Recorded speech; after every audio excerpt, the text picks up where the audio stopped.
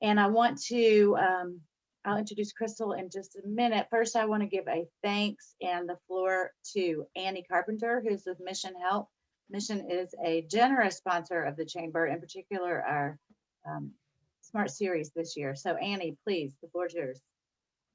Thank you, Amy, and hello, everyone, and thank you for being here today. I just want to quickly say how happy Mission Health is to be a part of not only the Chamber as a member in the area, but also the WNC Diversity Engagement Coalition as founding members of that group of people working together for this excellent purpose.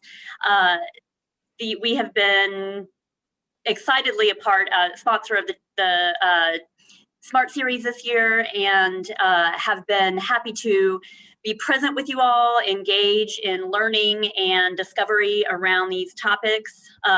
Grateful also to share some perspective of our anchor institution and how we approach diversity, equity, and inclusion at a large scale in our community.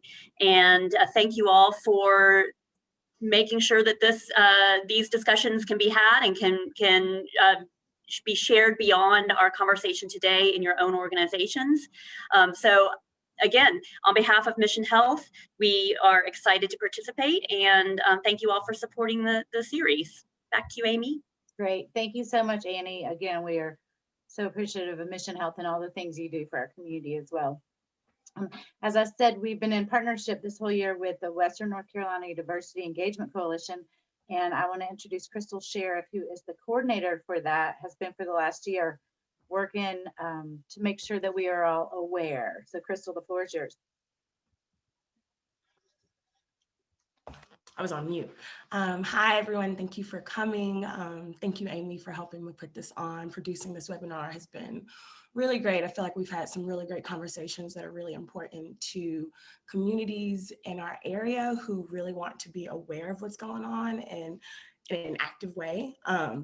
And I think so many things tie into equity and being aware of your community that we kind of don't think about. And that's why I wanted the executive director of ABCLT, Asheville Buncombe Community Land Trust, to come and speak today, because I think housing is something that employers don't necessarily tie into equity a lot when having these roundtable conversations at work. But that's the way you keep long-term employment. And with Asheville's housing market being the way it is, I think that's a big stressor that people should look at and kind of look at how we got to where we are now when it comes to purchasing a home in Asheville and when it comes to having affordable housing. So let me introduce Anna Zuevskaya. She is the executive director of ABCLT. I am very, very gracious to have an opportunity to work with them. I think the approach is so innovative and so necessary, and I can't wait for you all to hear more about it. So without further ado, Anna, the floor is yours. Thank you, Crystal. I'm going to go ahead and share my screen before I get carried away. So give me just 1 second.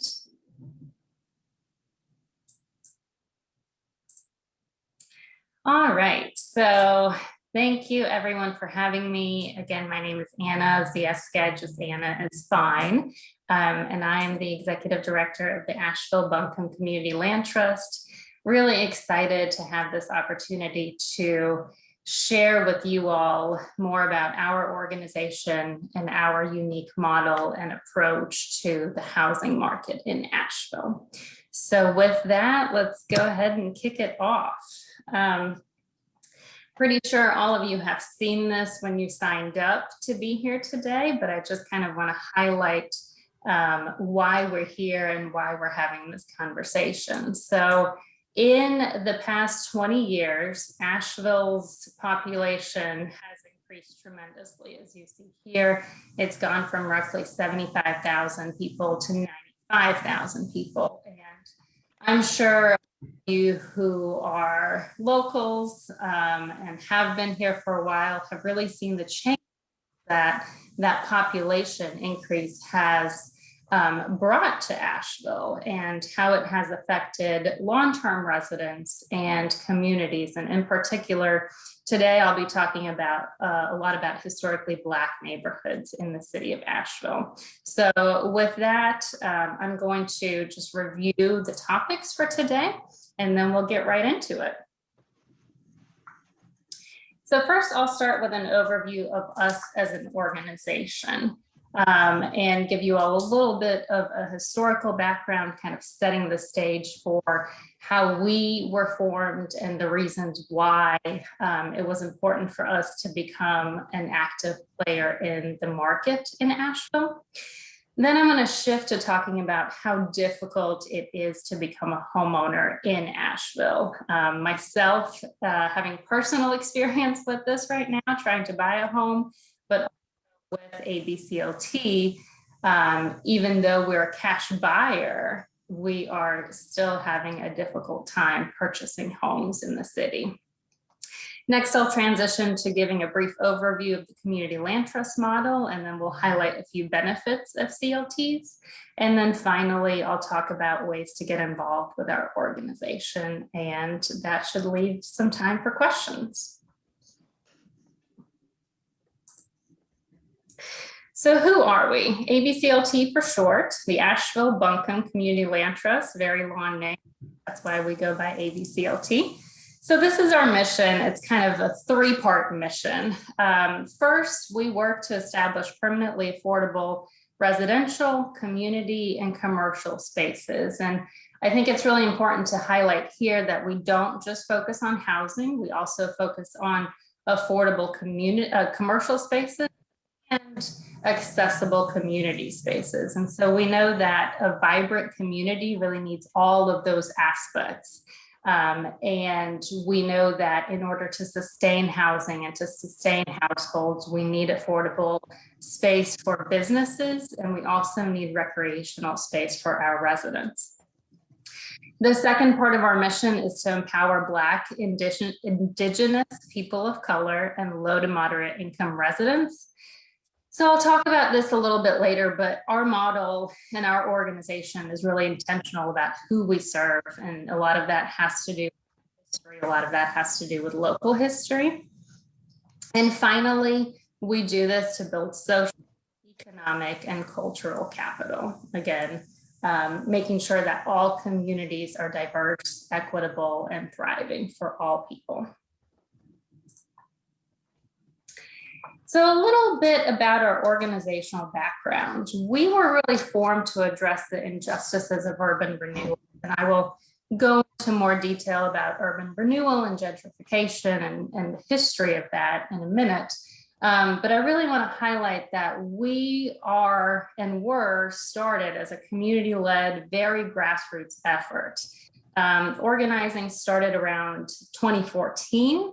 And we, back in those years, had up to 100, if not over 100 community members who came out as volunteers, who were really passionate about this work and really concerned about what was happening in Asheville and wanted to do something about it. So that is when the conversations around the community land trust model started happening. And the city was part of those efforts as well. And we continued having those conversations. We continued doing the work essentially until that group of 100 volunteers became smaller and created a steering committee with some kind of support networks and support committees as well. And finally evolved into a board of directors, which is when we filed our incorporation in 2018 and then received our 501c3 status in 2019.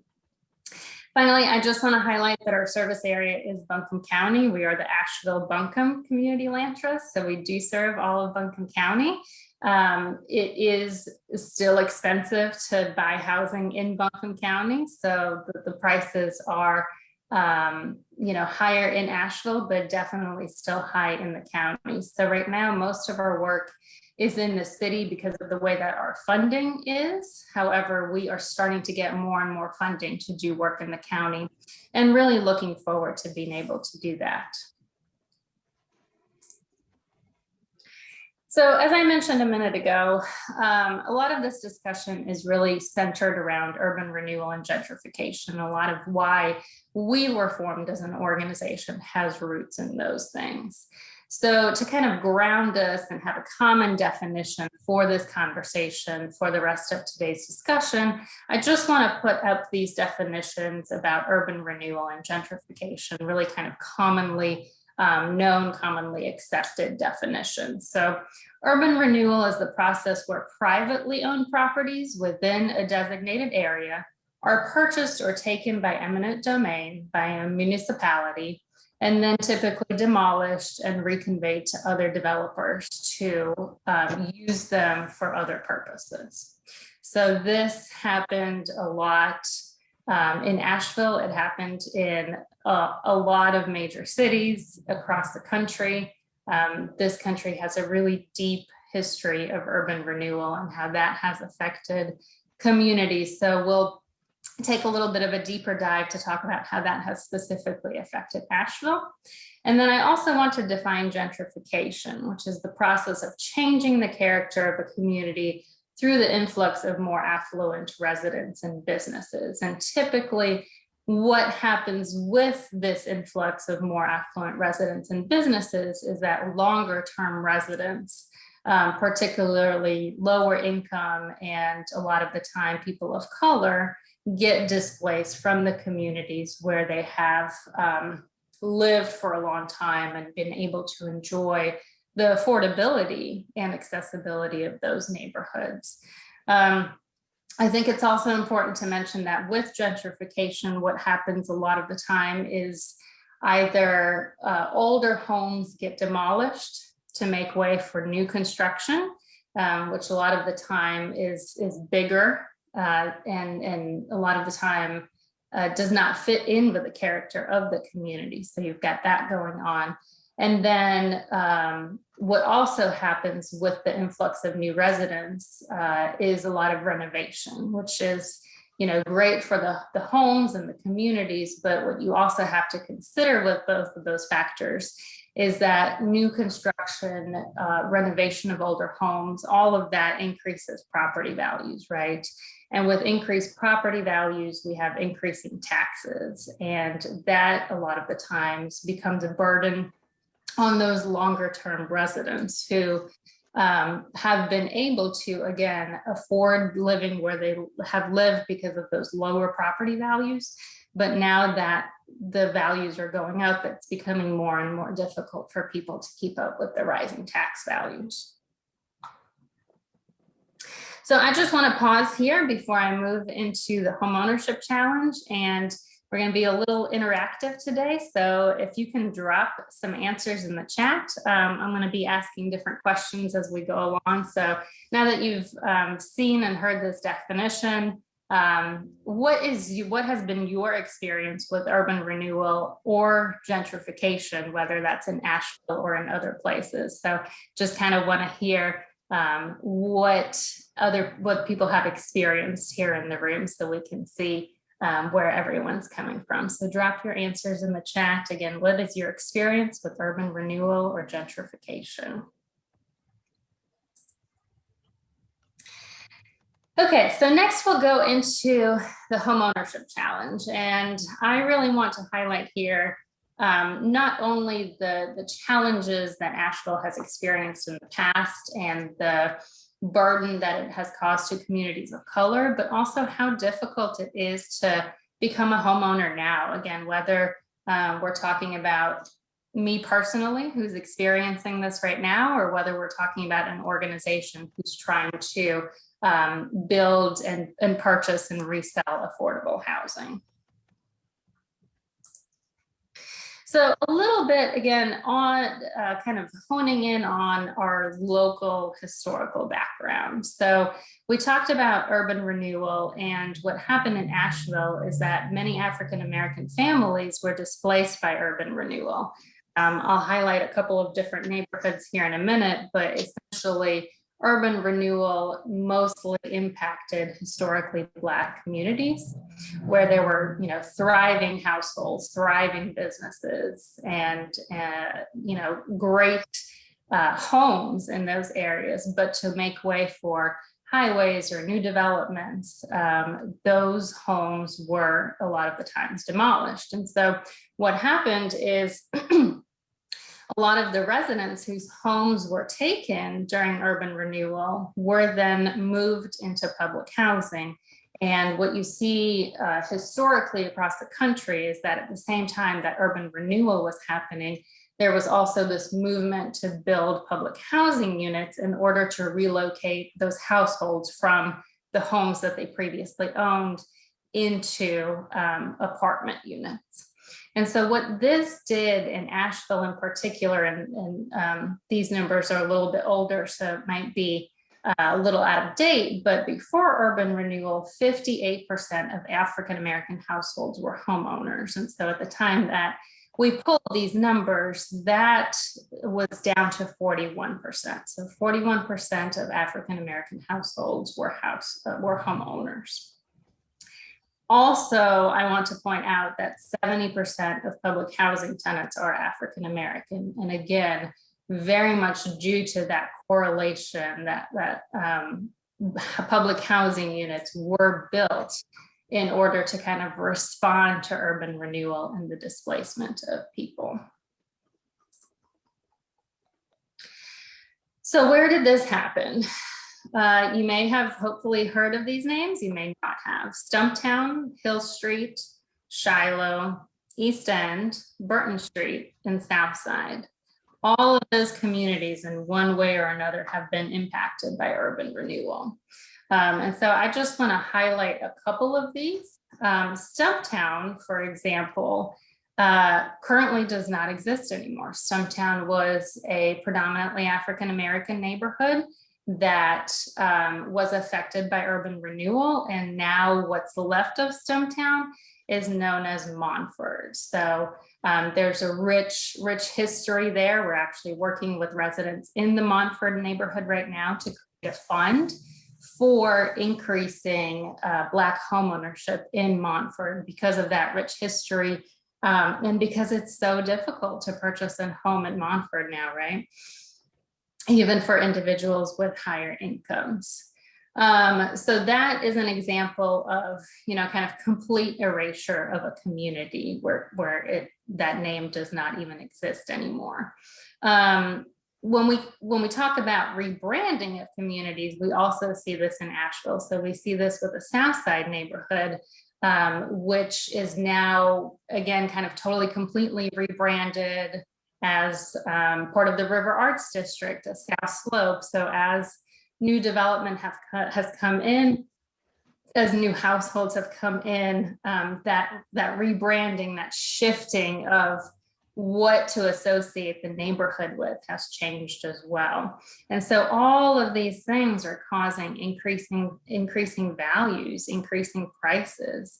And what that is doing is, first, like we talked about with urban renewal, it not only displaced people, but it has now priced people out. People are not able to come back to East End where homes are starting at $350,000.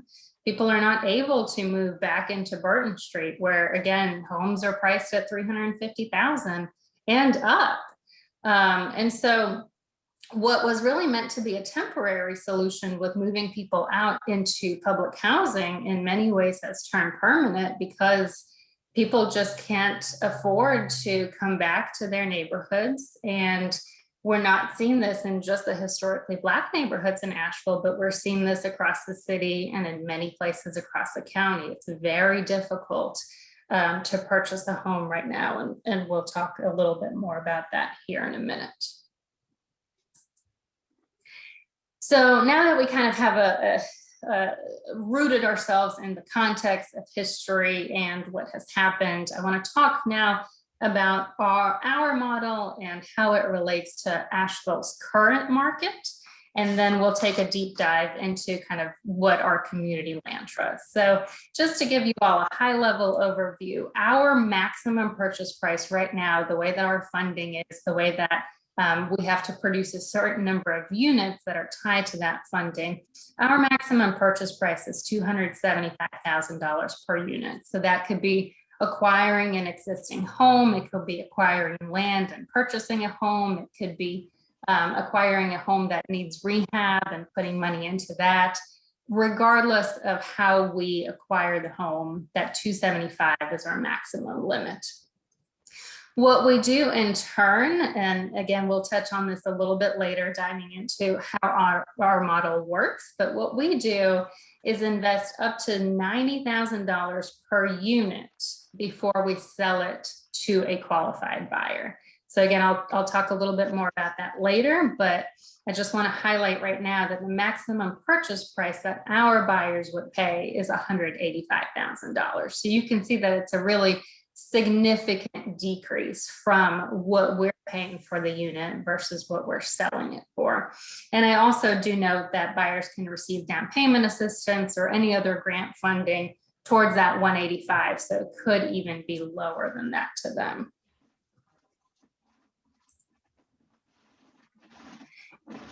So what's going on in Asheville now, right?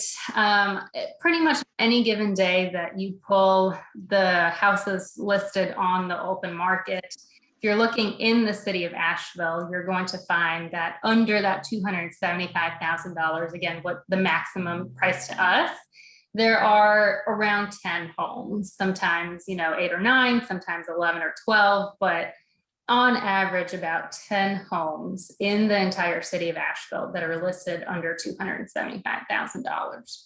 And what I will also say that what's happening now is a lot of homes are selling over asking price. So some homes are selling below asking price, but keep in mind that a lot of homes are selling over asking price. And so this is $20,000, $30,000, $40,000, $50,000 over asking price. So this is just the list price.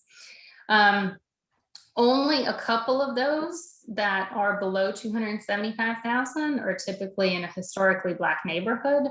What we're seeing most often is that those are in Shiloh. It's very difficult to find a home that doesn't need major renovations in a historically Black neighborhood, such as Burton Street or East End or South Side. So really Shiloh is the only kind of affordable neighborhood left at this point to us.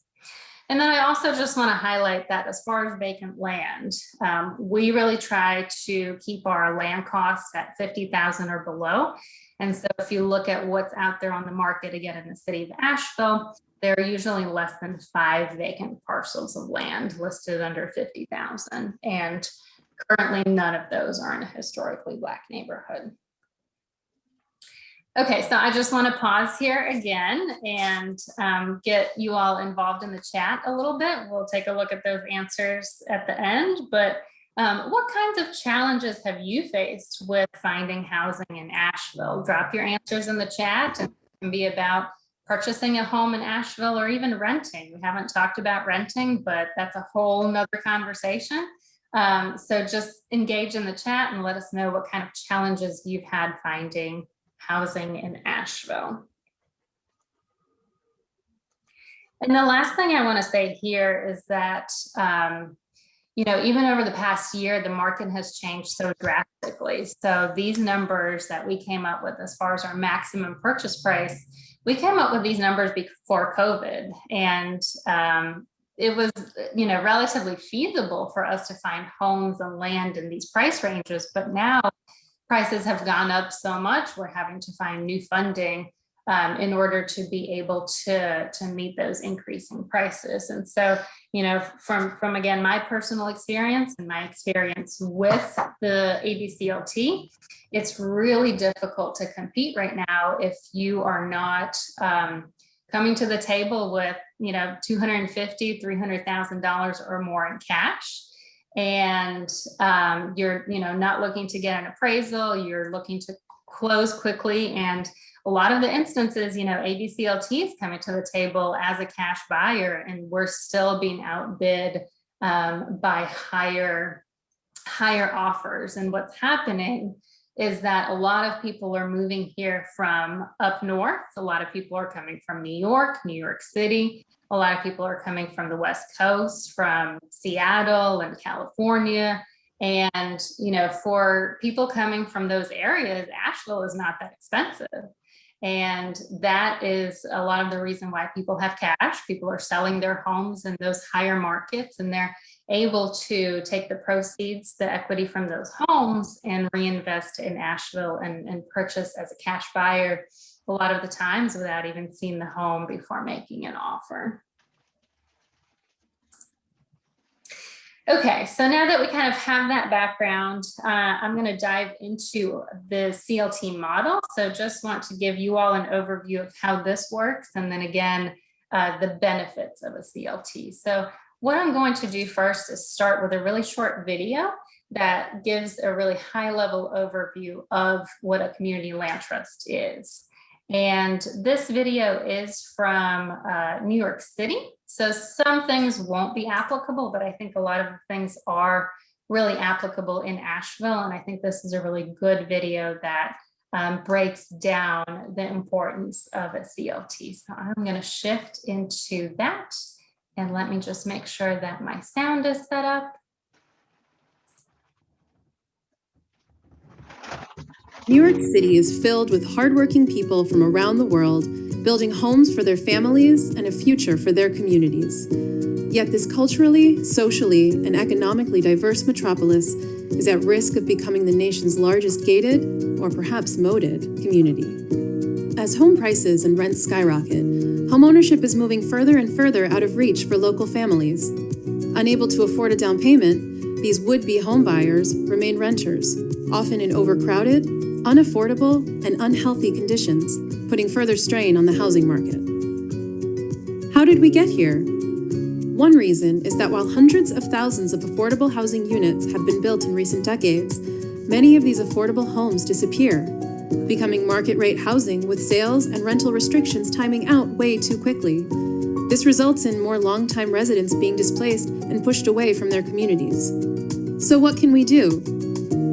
The Community Land Trust model is one way we can build homes that last. With the Community Land Trust, or CLT, affordable housing is rooted permanently in the land itself. The CLT is a community-controlled nonprofit that owns the land and sells or rents the housing on that land to low-income New Yorkers. Homebuyers sign a 99-year lease with the condition that, when they sell their home, it will be sold at an affordable price for the next low-income buyer. The homeowner builds equity while the property remains affordable for another buyer of limited means. This creates a permanently affordable housing marketplace for generations to come, shielding the homes and community from speculators and preventing gentrification. Join us in building homes and communities that last. Advocate for permanently affordable homeownership by calling, visiting, writing, or tweeting at your local and state representatives.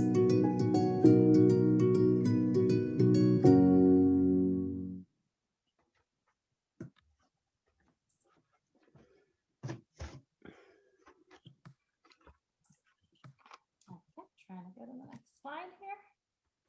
Bear with me. So community land trusts are a nationally recognized model that have been around for quite some time. To give you all a little bit more of a background of the CLTs, there are over 260 of them across the country.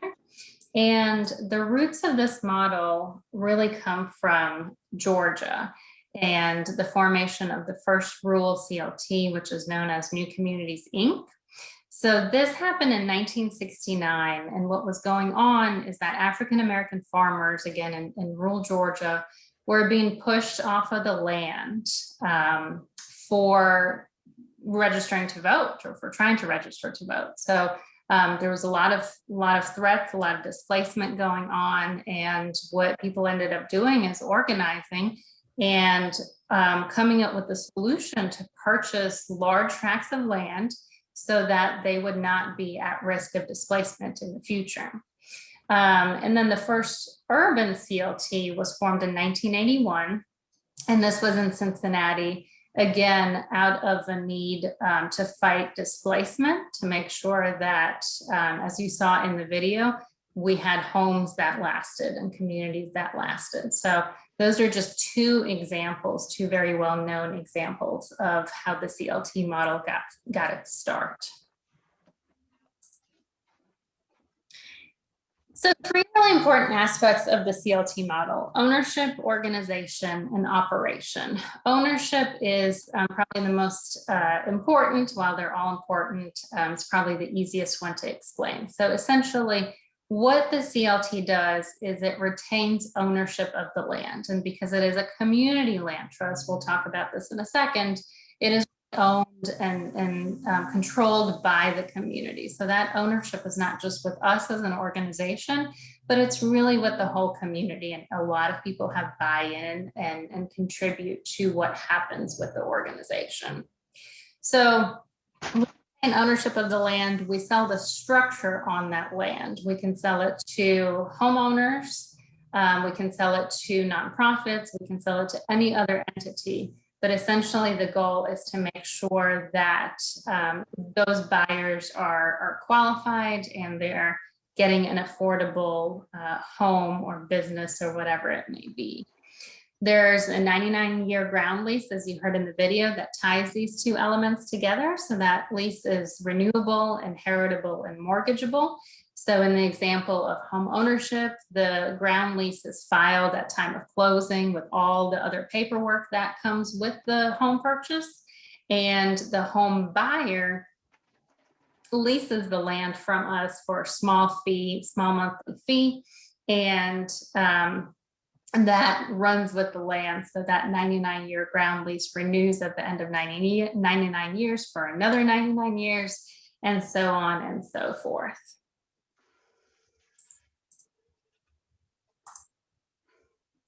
So the way that our structure is set up is we are, of course, a nonprofit. So we have a board of directors like any other nonprofit.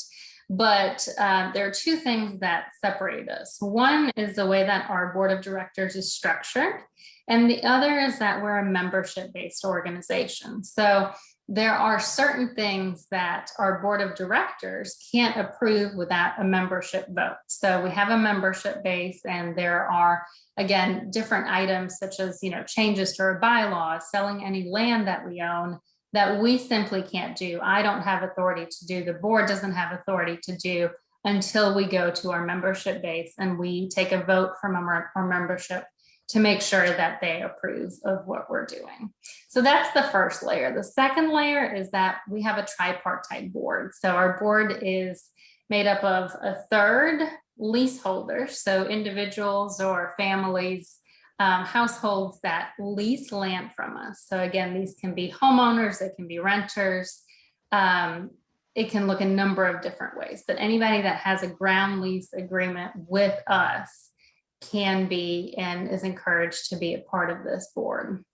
The other third are community residents. So people who live in the communities that we serve, that have a vested interest in affordable housing and seeing the communities thrive. And finally, last third of our board is public interest representatives. So individuals that may or may not live in the communities that we serve, but they bring some sort of expertise to the table. So legal or finance, for example, that would really help with the organization and make sure that we have a sound foundation. And finally, the last aspect is operations. So I've talked a little bit already about how we incorporate affordability. It is permanent affordability. Again, as you saw in the video, it's not kind of a short-term solution, a temporary solution to affordability. It really is in perpetuity. I'll talk a little bit in a minute about our resale formula. That's how what we do ensures that we keep the housing affordable. And then finally, we have a responsibility for stewardship. So we are involved in this because of the ownership of land. We're involved in this because of the ground lease. And so we really have a vested interest to make sure that our homeowners succeed and to make sure that we are creating vibrant communities. We're also explicit about who this model should serve. So we really strive to work with individuals and households who have historically been excluded from the economic and political mainstream. And we as an organization have a specific focus on historically African-American communities in the city of Asheville, again, because A lot of those communities have either changed significantly over time or been completely decimated. We want to make sure that we're creating opportunities for people to come back, especially people of color to come back, and especially those individuals of color and families who have been affected by urban renewal and by gentrification. Okay, so next I'm going to talk about the 3 benefits of a CLT. And so they're affordability, community, and economic stability.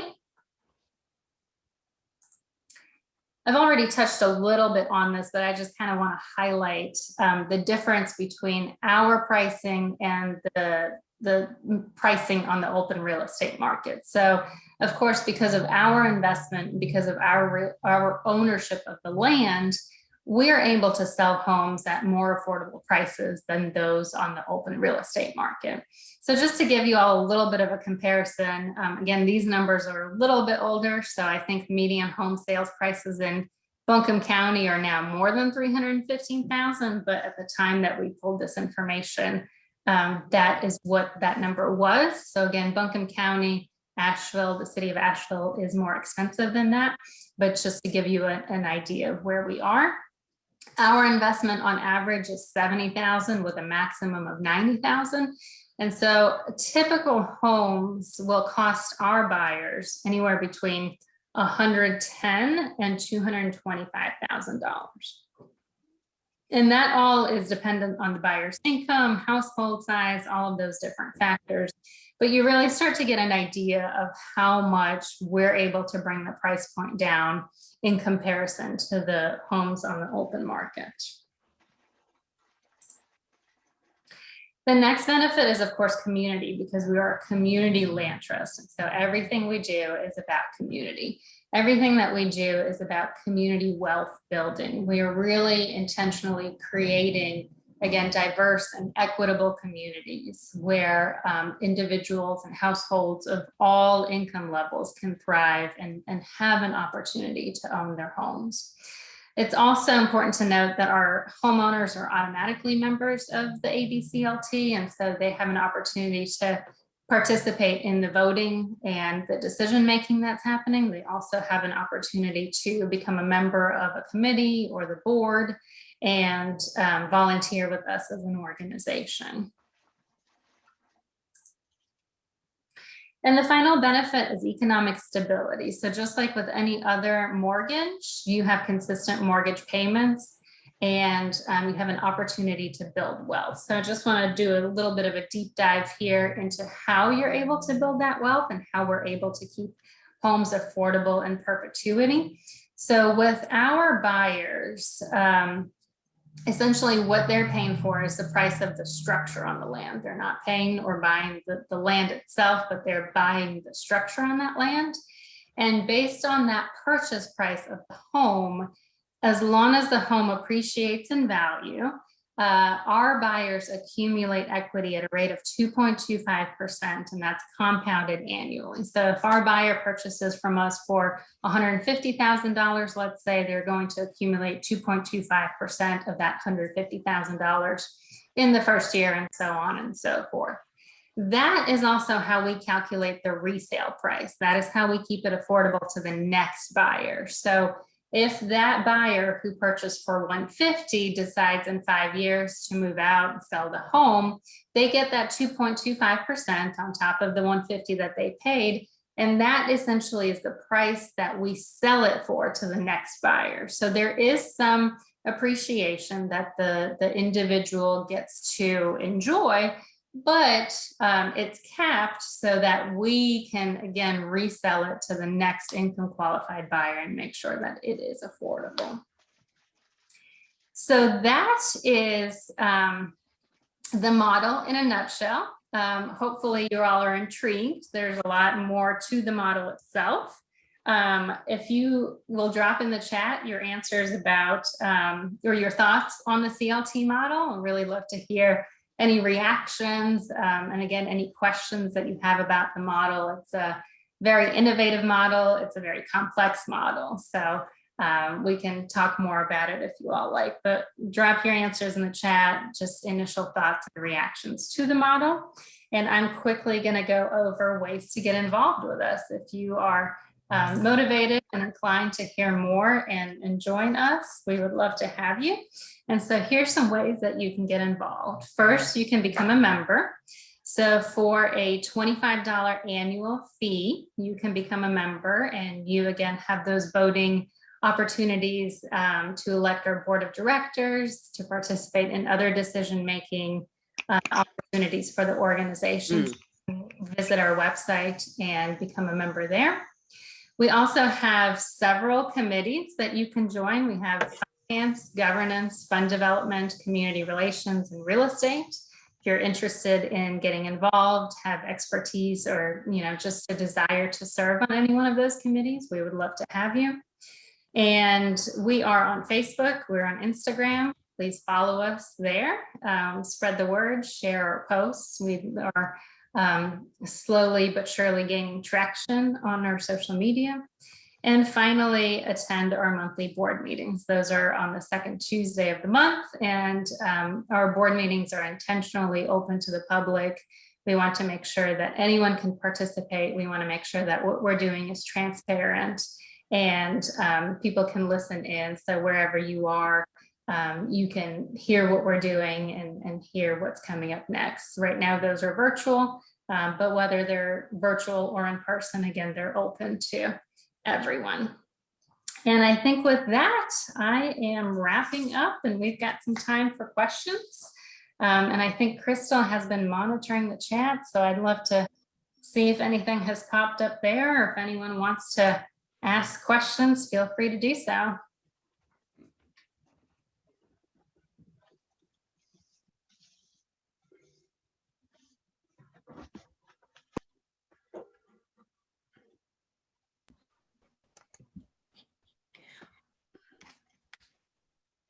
Questions, do you want me to ask the questions from the chat now, or were you just opening it up for folks to ask? Sure, we can start with some in the chat. I see that there's a lot in there, but I haven't read them yet.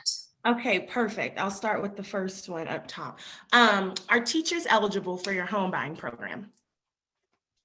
Absolutely, yes. So I didn't go in depth into our requirements and our eligibility criteria, but the biggest eligibility criteria is income. And so we have a maximum income requirement, which is 80% of area median income. You can find those numbers on our website, but as long as you're below that income, you're eligible. And then we work with you to get you pre-qualified for a mortgage, which is kind of our next big requirement. Okay, and the next question from Deborah Miles is, hi Deborah, is how many current homes / homeowners does ABCLT currently engage with? Yeah, thanks for that. So we purchased our first home last year. We purchased an existing home actually through a great partnership with Habitat. So we have that one existing home, and then we purchased 2 vacant parcels of land. So that's what's currently in our inventory, but we probably have, I want to say 3 or 4 other housing units in our pipeline that we're working on. We started accepting applications a few months ago. We're currently at about 10 applicants and working with those applicants to, again, get them ready to pre-qualify for a mortgage and select their home. Ben, I don't want to butcher this last name, but Ben asked, do you guys work with multifamily properties too, or only single family homes?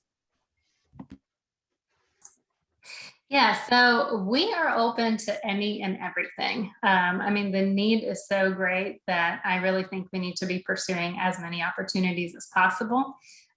We may have an opportunity soon to do some rental units, like smaller scale rental units, but we are definitely hoping that in the future we can work with developers to have some of the multifamily units allocated to be permanently affordable. So again, whether those are rentals or home ownership opportunities, we really want to make sure that we are providing as many permanently affordable units as possible.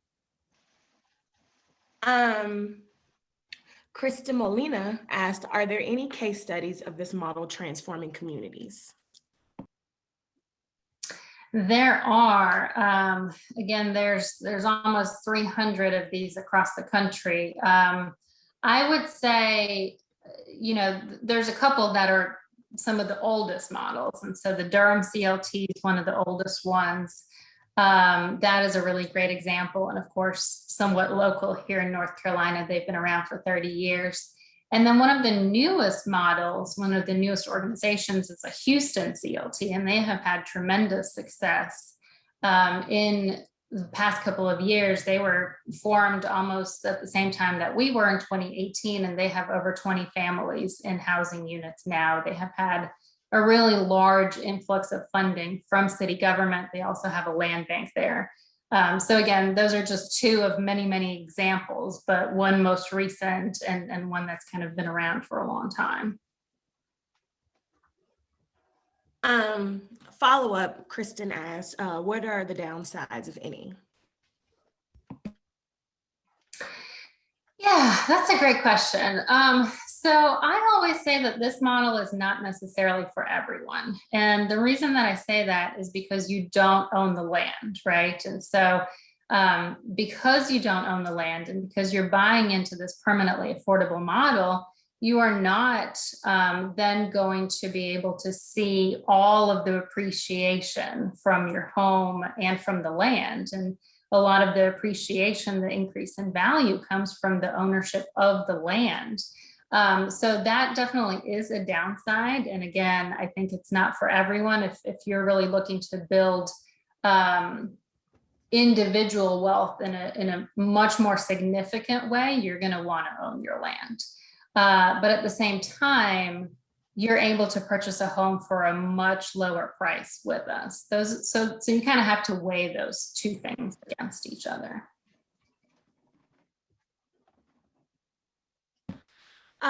Okay, Kristen also asked, I appreciate the focus on Black home ownership. Do you know if there are any focus on reparating land to Indigenous communities?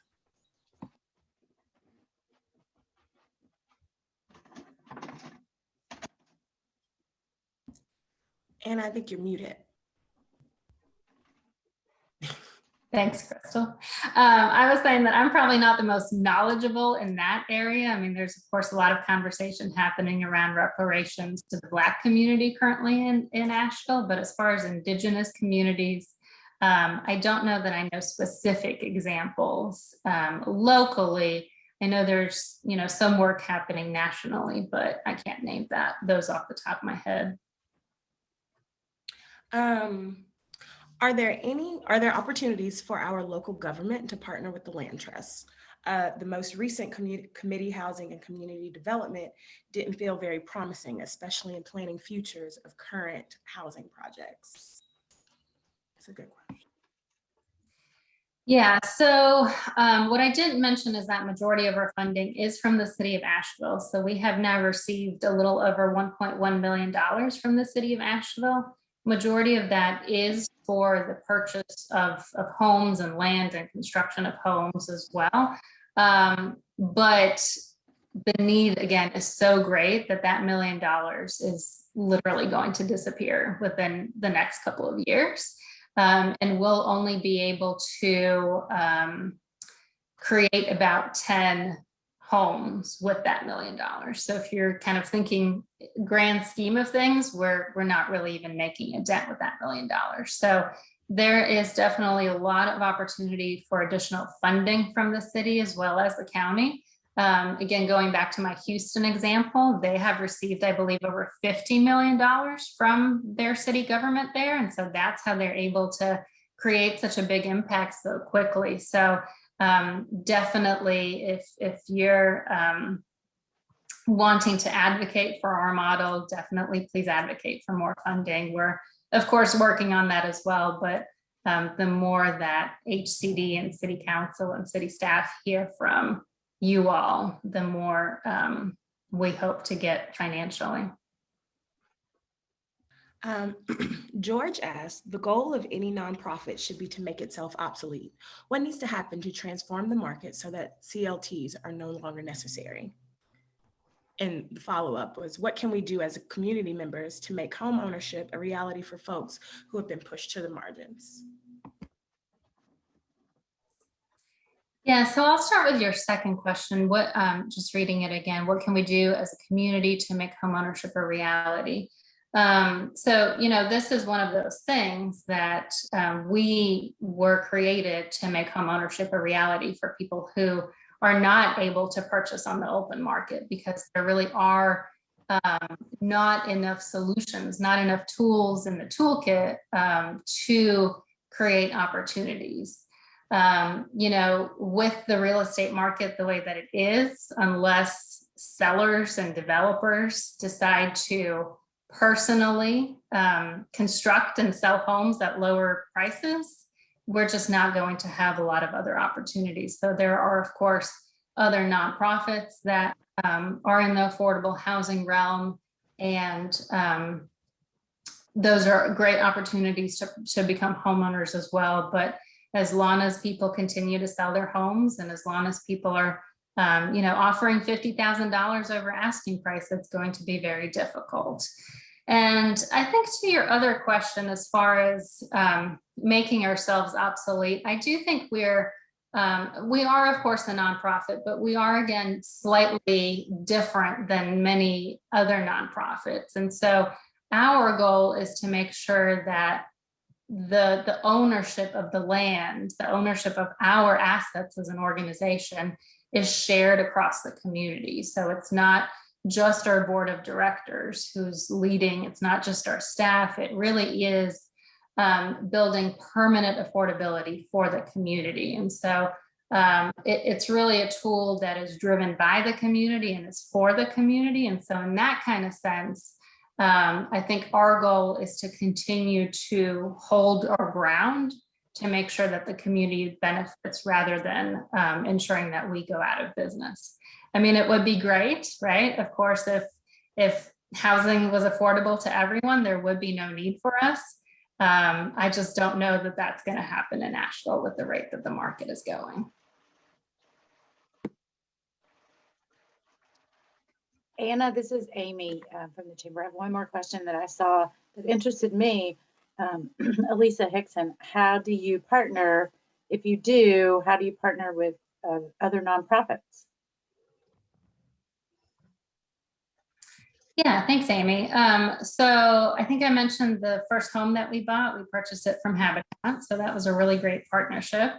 We're exploring other ways we can partner with Habitat as well. So that might be in new builds, it might be in the renovations we need in the future. There's a lot of ways that we can partner. We're looking to partner with some for-profit developers, because they want to make sure that they set aside some of their homes to be permanently affordable. So we're looking at, tiny homes, we're looking at condos, we're looking at all sorts of options to be able to have a diverse portfolio of units. But we also partner with other nonprofits as far as advocacy is concerned. So Just Economics is a huge advocate. Just did an interview with Thrive Asheville for their upcoming event to advocate for affordable housing. Children First, communities and schools. So, these are just some that are coming to top of mind, but we have a really collaborative mindset, not only internally, but also externally. So if anyone out there is interested in partnering, please reach out, and I'll put my email in the chat. Great. All right, I think that's all I have 12:58. We are right on time. Thank you, Anna. That was very interesting. Very interesting. And if any of you have any questions for Anna, I see she just her email in the chat.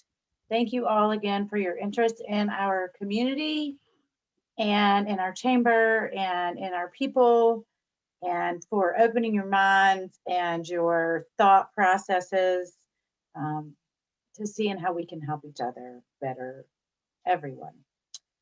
My name is Amy Jackson. I work at the Chamber of Commerce. Thank you, Annie from Mission, Thank you, Crystal from WNC Western North Carolina Diversity Engagement Coalition. And thank you, Anna from the Land Trust. We really, Asheville Buncombe Community Land Trust. Really appreciate your participation today. Thank you.